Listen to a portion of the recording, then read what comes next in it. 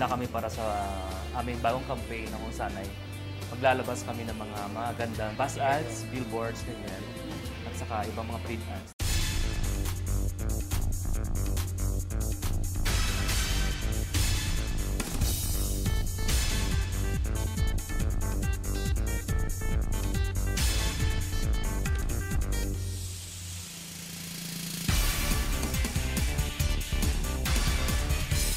Well, itong pictorial na ito ay para ipakita sa kanila na yung paggamit po ng new placenta, na maintain po yung youth ko.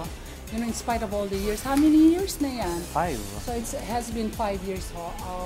At yung produkto na-enhance pa rin po. Tsaka ina-add ata ng moisturizer po. Kasi dito sa bansa natin, kailangan po talaga protektahan ng skin natin. So in-add po yan ng vitamin E para ho maprotektahan tayo at the same time hindi nagda-dry yung ating skin. Lalo na sa mga sabon namin, tsaka yung cream namin, may day and night po kami. And you can see naman the difference once you use it. Makikita po ninyo, ang retrato namin ngayon, nagpipictorial po kami, bago na ngayon ang gagawin retrato. At klaro po, kasi kapag duling po ako sa retrato, pineki din po yun. Kaya maging ano po tayo, aware at maingat po kayo sa pagpili ng inyong produkto, ang new placenta po, at makita nyo ang retrato kung klaro po, yun po ang original.